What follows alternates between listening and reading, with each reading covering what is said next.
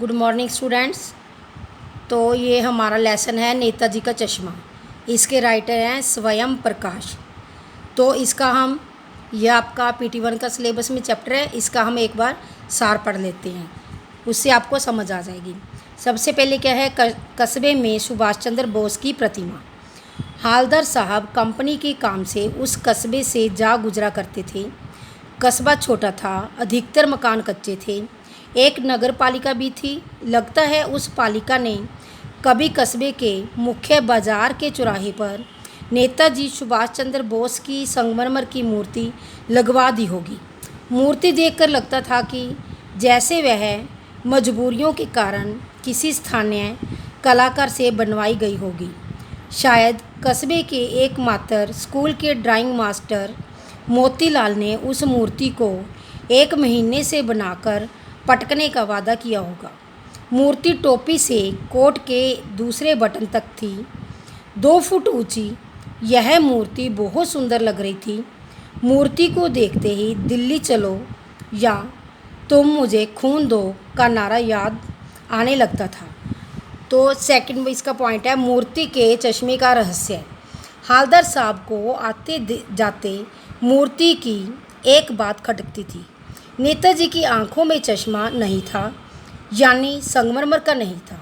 उसकी जगह किसी ने एक सचमुच का चौड़ा काला फ्रेम मूर्ति को पहना दिया था। पहली बार उन्होंने देखा था कि तो उनके होठों पर कौतुक मीन हैरानी भरी मुस्कान फैल गई थी। पर पत्थर की मूर्ति पर वास्तविक चश्मा, क्या आइडिया है। हालदार जीप पर बैठे बैठे सोचने लगे, इस कस्बे के नागरिक सचमुच देशभक्त हैं। वे नेताजी को चश्मा पहनाकर कम से कम नेताजी के प्रति अपनी भावनाएं व्यक्त करते हैं। हालदार का कौतुक तब और भी बढ़ा जब उन्होंने देखा कि अगली बार मूर्ति पर लगे चश्मे का फ्रेम बदल गया है। तीसरी बार फिर फ्रेम बदला दिखाई दिया। हालदार ने सोचा, सचमुच बढ़िया आइडिया है। मूर्ति के कपड़े नहीं बदले जा सकते, किंतु चश्मा तो बदला जा सकता है। इसका पॉइंट आगे, चश्मा बदलने का रहस्य। आखिरकार हालदार ने एक बार अपनी जीप रुकवा ली। उन्होंने चौराहे पर बैठे पान वाले से पूछा कि ये नेताजी के फ्रेम कौन बदलता है। पान वाला मोटा सा खुशमिजाज आदमी था। उसने बताया कि ये फ्रेम कैप्टन चश्मे वाला बदलता है। अगर किसी ग्राहक को मूर्ति पर लगा चश्मा पसंद हो तो वह चश्मा ग्राहक को देकर कैप्टन मूर्ति पर नया चश्मा फिट कर देता है, परंतु वह सुभाष की मूर्ति को बिना चश्मे के नहीं देखकर रहने देता, मानो इससे उसे कोई चोट लगती हो। हालदार ने पान वाले से पूछा कि मूर्ति का ओरिजिनल चश्मा कहाँ गया।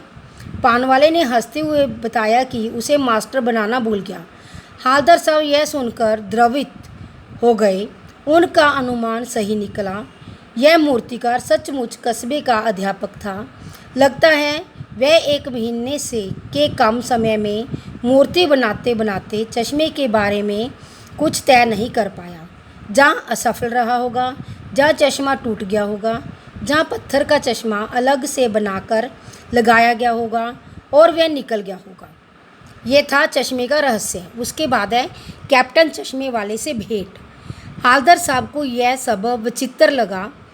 उन्होंने एक बार फिर से अपनी जीप पान वाले के पास रुकवा ली। पूछा, यह कैप्टन चश्मे वाला नेताजी का साथी था, जहाँ आज़ाद हिंद फौज का भूतपूर्व सिपाही था। इस प्रश्न पर पानवाला हंसा, मुस्कुरा कर बोला, वो लंगड़ा क्या फौज में जाएगा, पागल है पागल। वो देखो वो आ रहा है, उसी से बात कर लो, फ़ोटो वोटो छपवा दो कहीं उसका। हालदार साहब को एक देशभक्त का ऐसा मजाक अच्छा नहीं लगा। मुड़कर देखा तो एक बेहद बूढ़ा मरियल सा लंगड़ा, सिर पर गांधी टोपी और आंखों पर काला चश्मा लगाए आ रहा था। उसके हाथ से एक छोटी सी संदूकची और दूसरे हाथ में बांस पर टंगे हुए बहुत से चश्मे थे। पता चला कि वह फेरी लगाकर चश्मे बेचता है।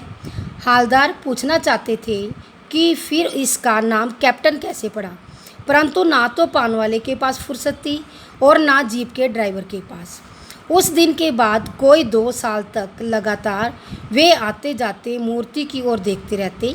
कभी चश्मा गोल होता, कभी चौकोर, कभी लाल, कभी काला, परंतु कोई न कोई चश्मा जरूर उस मूर्ति पर होता। आगे कैप्टन की मृत्यु। एक बार ऐसा हुआ कि मूर्ति के चेहरे पर कोई भी चश्मा नहीं था।